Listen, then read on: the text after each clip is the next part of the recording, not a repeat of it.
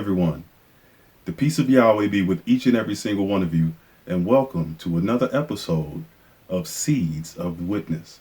So, the age in which we live today is referred to as the information age, and that's because there's just a ton of information out there. And with that being the case, and it coming at us from all different directions, any particular day, it can be difficult to quantify it all and to keep it in perspective, to have it compartmentalized so that we're able to parse away the things which aren't useful, and we're able to inculcate and utilize the information which is useful according to the things that matter most. All of the various subjects now that people have discourse concerning with respect to the cosmological and the metaphysical and the moral and the religious and spiritual. A tip for being able to keep it all in perspective, to simplify it all of the information being said on all of the important subjects boil down to just two ways. Two ways. And that was the mindset and the approach and the perspective of the righteous from the beginning. And in so much as it is written, it serves as our example even today. So just starting out to establish that, let's get over to Genesis chapter 2 and verse 9. Genesis chapter 2 and verse 9. We're just starting out in the beginning. This is the perspective given to us by the Creator. Genesis chapter 2, let's start at verse 8. It said, Yahweh planted a garden eastward of Eden, and there he placed mankind, whom he had formed.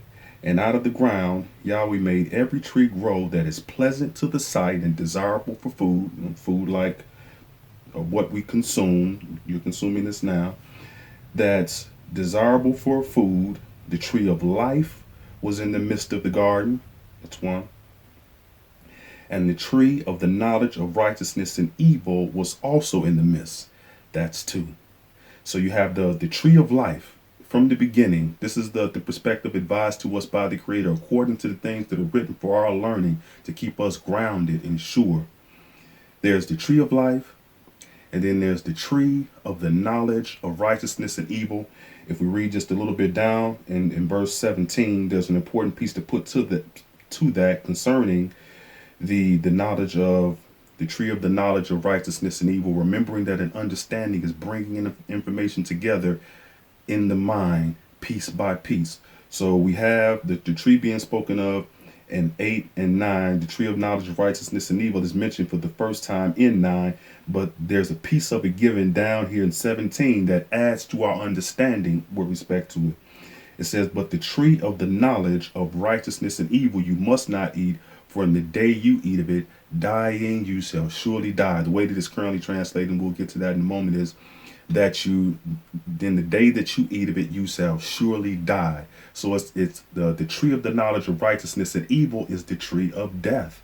It's not like the terms being used, any of the details being given are in and of themselves exclusive of any other detail. It all works together, the details, to build an understanding, a deeper understanding concerning any particular subject. So it's the tree of the knowledge of righteousness and evil, but it's also the tree of death. That's the evil that it practices that actually brings about death. And the only other way is the tree of life. The tree of life. So to continue on, and bearing in mind that the lives of the prophets and apostles, as we've said before, are given to us as examples, and the things that are recorded by them through inspiration, prophetically and so forth, are there for our learning, in addition to their experiences, which are often recorded in scripture, where we can learn from their lives. But the great prophet Moshe,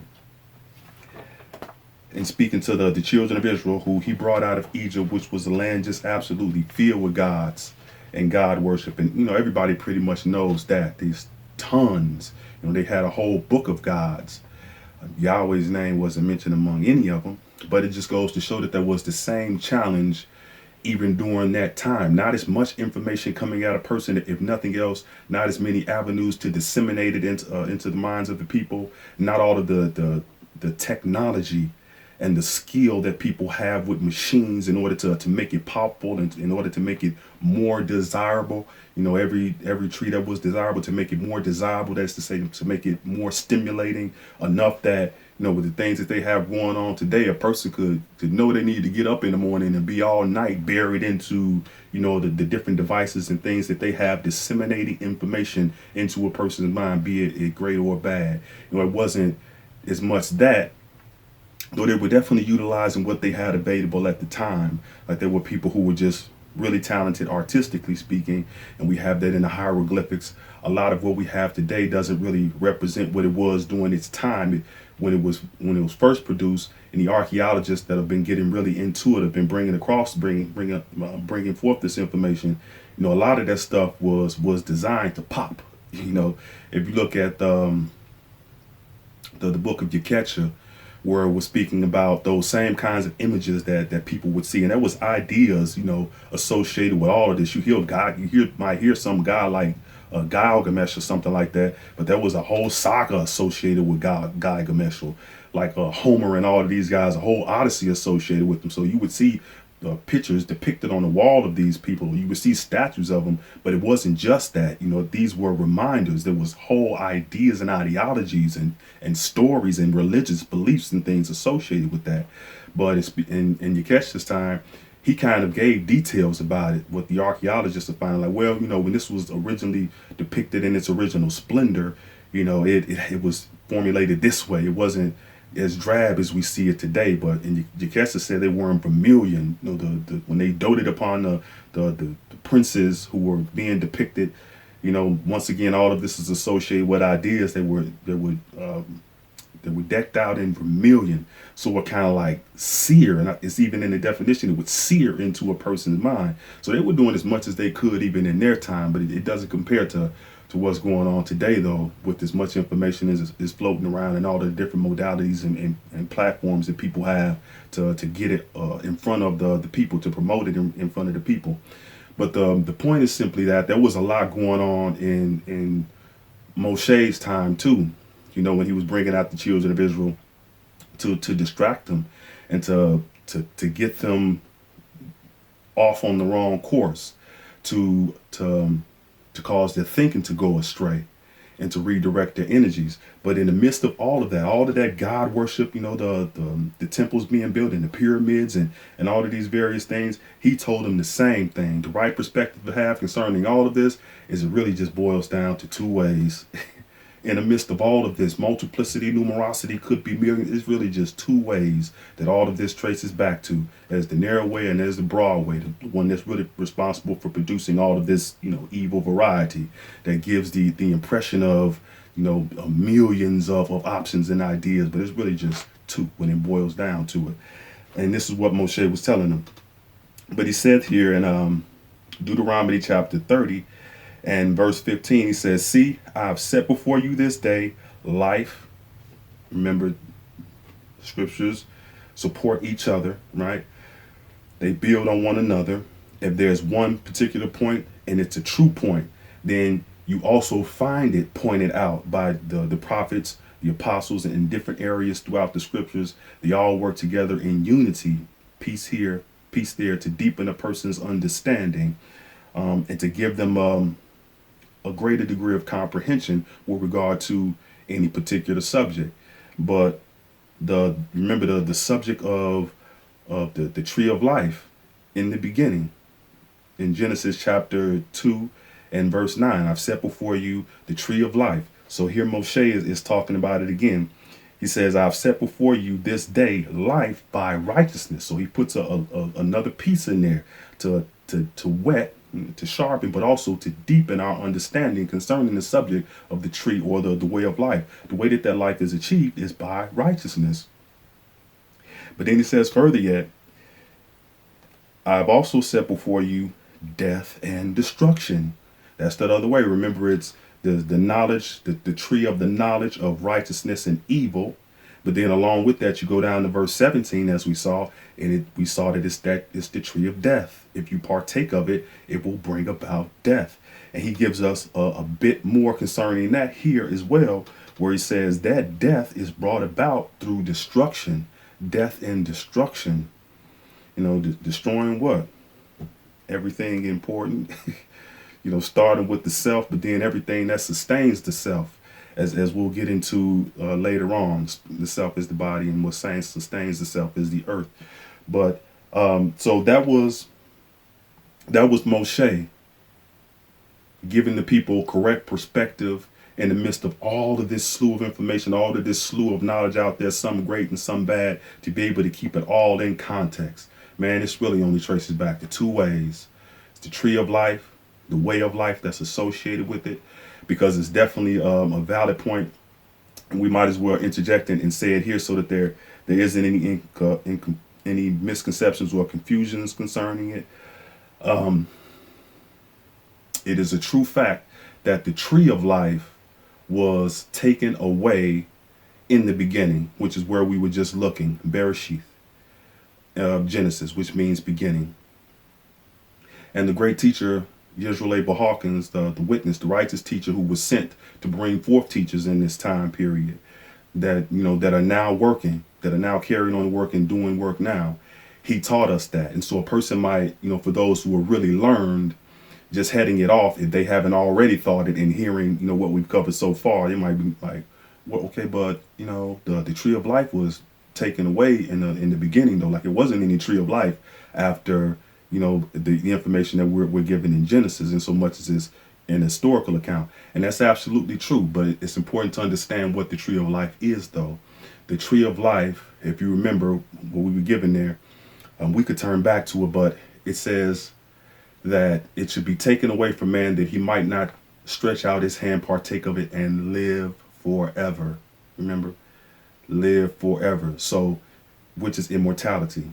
And that's what was taken away from man at that time, when man turned to the other tree, when he turned to the tree of knowledge of righteousness and evil. Immortality was taken away from him because he turned to death. It's not like Yahweh took it away from him, or the Creator took it away from him. He took it from himself by getting distracted and choosing to partake of that other way. So that's what's being spoken of. If you remember, the great teacher explained it in exactly that way. He was like, it was eternal life that was taken away from him. And he explained how it was the merciful thing, because if immortality wasn't taken away from them at that time, like if Father Yahweh had, who nothing is impossible for, if Father Yahweh had intervened on mankind's behalf and just gave him a completely new body again, or just allowed him to continue on and what he had done to himself, then a person, one, would have never learned the lesson. If you just keep coming behind a person and straightening things out for him, it could very easily begin to take that for granted. But just like men take other men and other people for granted today, well, yeah, I shouldn't do that because it'll kill me. But if I kill myself, Yahweh will give me another body. I'm okay. So, a person would, there could be a serious disincentive in that kind of behavior and that kind of an approach to things. So Yahweh's not going to do that. A person has the option to choose either life, like we're looking at now, or death. And if a person chooses death, Yahweh allows the person to have their choice.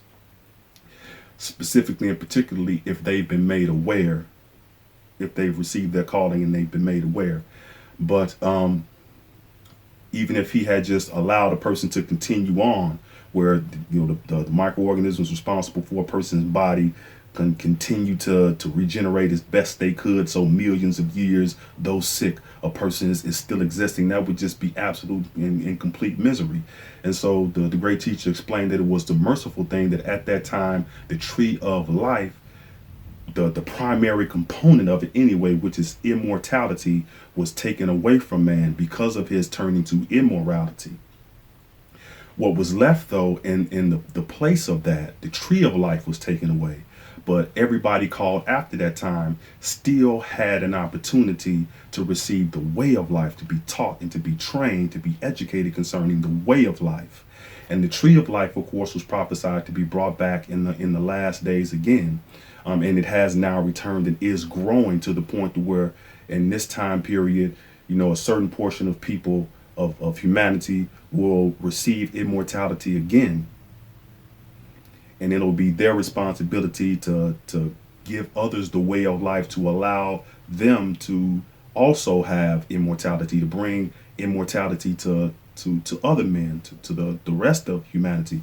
And then we have a job having to, to do with the wider universe. All of these are really heavy and deep points, but it's their job once they achieve immortality. It's their job to remove death. If you remember the writings of the apostles, the responsibility, the last enemy to remove completely and totally out of existence is death altogether, so that all living have immortality, have life, and have it abundantly. But the point that I was just striving to get at, though, and I kind of ended up drilling down pretty deep on it, is just I didn't want there to be any confusion with the fact that what the great teacher brought forth and what the scriptures say, and so much as the tree of life was taken away, is definitely accurate and true. So we're looking at all of these examples where you have the righteous pointing out to us that despite all of this plethora of information, it's only two, but the tree of life itself was gone, and what was left in the aftermath of that was the way of life. That was what was presented to the people. The way of life was still being presented to the people, and the way of death was being presented to the people. And both of those ways are of those two trees. The tree of death hasn't gone anywhere. It's been dying since the beginning. And as we'll see in Messiah's writings, is going to die a fiery death here in this time period, according to prophecy. But I just wanted to look at one scripture, though, to set that one solid. And then we'll continue looking at the examples with regard to perspective given to us in the writings of the prophets and apostles concerning how we should see all of this stuff that's taking place in the world today, all of this slew of information and knowledge that's being shot at us. We can say knowledge, all knowledge isn't great knowledge. So we saw that in the beginning, the knowledge of righteousness and evil. So the ideas, of course, of knowledge and information are intertwined and tied in and definitively connected. So we could say knowledge. All of this knowledge out there, it falls into one or two categories. Either that coming forth from the tree of life and the way of life that is of the tree of life, or coming forth from the way of death, which is of the tree of the knowledge of righteousness and evil, which is also the tree of death, which we'll get into later, is also the tree of the gods. But all right, let's look at the book of Jeremiah. Where it says that for us. So yes, just substantiating it, the book of Jeremiah, I think it's chapter 21. The book of Jeremiah 21, yes, and verse 8. And it says here, and that will be Jeremiah in the King James Version. It says, "Now you will say to this people, this is what Yahweh says. Behold, I have set before you," remember Moshe's language in Deuteronomy chapter 30 and 15, "I set before you. Behold, I have set before you the way of life and the way of death." So two ways. That's what people have had throughout the course of history, throughout the annals of time, even from the time, even after the time that the tree of life was taken away. The way of life that is of that tree of life was still present, and that's what the people that Father Yahweh has called over the generations over time have had the opportunity to be called into and to train into. So the training in the way of life, being offered the way of life, and if a person takes it seriously and trains with regard to it, basically gives them a character that would allow them to be able to receive and to keep immortality once it's returned back to mankind again. Once the tree of life comes back on the scene and mankind is allowed access to it, and we'll see that that's prophesied for the end times. It's all the way of life presented to people is basically allowed, and is basically promoted and presented to give people the opportunity to get what they need to get it right this time, to get it and to keep it, to guard it and to keep it throughout all eternity. Because a person, just like we saw with Adam, who had immortality to begin with, a person can blow it through bad character, through making wrong decisions. A person can blow it, and you only get one shot at it. Okay, so with all of that for perspective, just clarifying things about the tree of life definitely being taken away, and what people had after that was the two ways. And that's what's come down to us even today. But today also we have both trees now, with the tree of life having been returned on the scene according to prophecy. But that there was just two ways. Let's continue on that just a little bit more. Let's see. Let's look to Messiah in Matthew chapter 5 and verse 7, where he speaks about it. And during his time period, the historians say, man, that was like there was somebody with some kind of a religious belief and ideals espousing them on every corner. It was a church on every corner during Messiah's time. But in the midst of all of that, in Matthew chapter 7, that will be Matthew in the King James Version, Messiah said the same thing.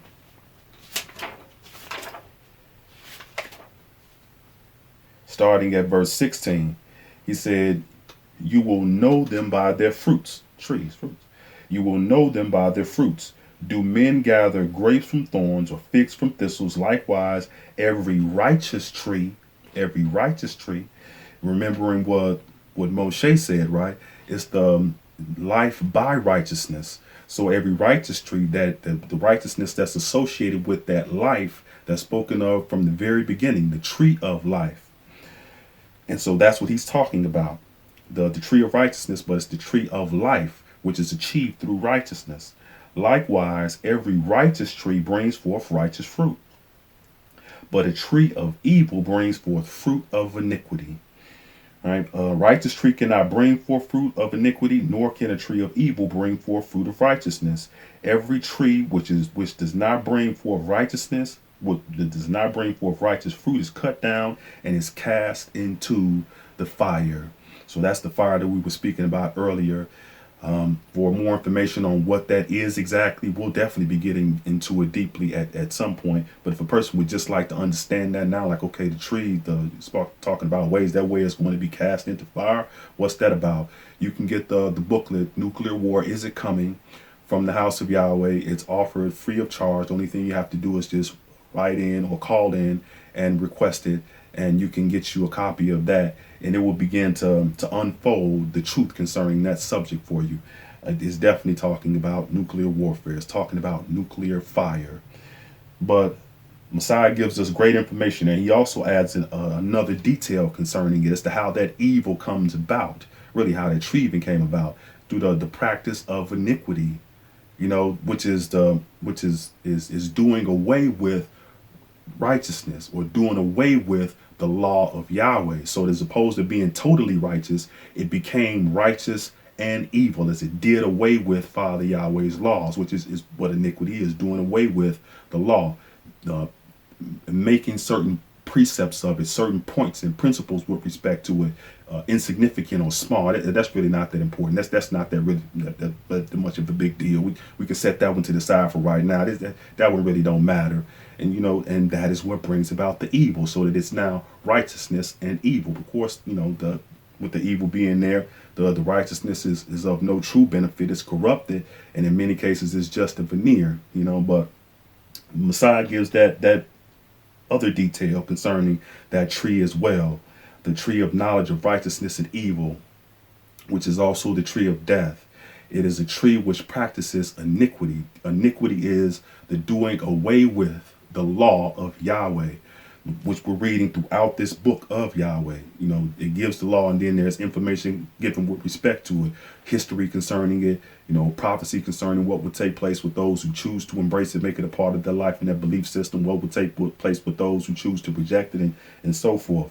But that the iniquity is the doing away with that righteousness, which gives a person life, so that they're on the path to death. And by making it insignificant and small, it's no big deal. Not taking every point serious as one should. But now,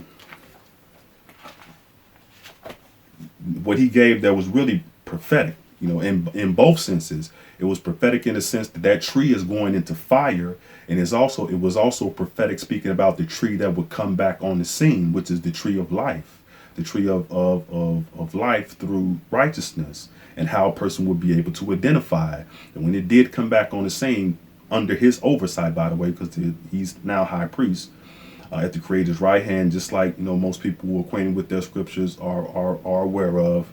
When it comes back on the scene, you'll be able to know it, because it won't be practicing that iniquity. Every law they're aware of, they'll be pushing it, they'll be promoting it, striving their best to live by it, teaching others to do so, and helping them along their journey to do so. So, and that's the house of Yahweh today, and he prophesied. Everybody knows that about the house of Yahweh. Like, people might want to dispute for for different reasons and have various contentions. But everybody knows that the information being produced out of the house of Yahweh, coming forth to the world free of charge, is sound and solid. Another way of saying that is the house of Yahweh is the pillar and ground of the truth. But now with that, with that having been said, and just to point out the fact that the tree of life definitely comes back on the scene. We saw, at least we talked about it, how in the beginning the tree of life was taken away, and it was just the way of life that was available to the people after that taught, and to prepare them for the day when they would once again be given an opportunity to the tree of life. The majority of them through resurrection, but there are a group of people who were prophesied to come about and receive their calling in the end times, who will never die. These are people who, okay, didn't mean to not try to go off into that, but these are people who they will have access to the tree of life, and that they will be of the honor and privilege of existing during the time period when the tree of life not only comes back on the scene, but grows all the way to the point of immortality once again, where immortality is once again among men. In the last days, the scripture says they'll be changed in the twinkling of an eye. We won't all die. They'll be changed in the twinkling of an eye. They'll be given new bodies which are immortal. They'll be given access to that tree of life again. They will grow. They will be there and grow with it to that point, that level. So just establishing that, though, from an it is written standpoint, the book of Revelations, as we were saying before, everybody knows the book of Revelations is about the end times, right? It's about the last days.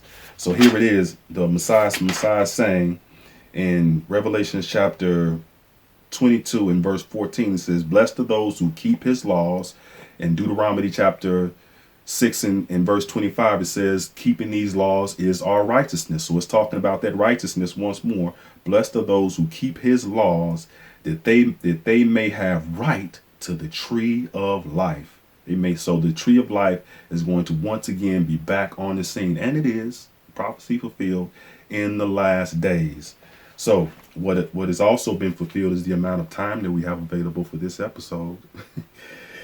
We will look to go into this deeper, though, next episode, establishing for ourselves the mindset of the prophets in the midst of all of this information, all of this knowledge floating around with this person having this to say and that. One quick way to simplify it all and to keep it all in perspective, there's just two ways. And we'll dig more into that next episode. Thanks to everybody for tuning in. Have a peaceful week. And join us next time for more Seeds of the Witness.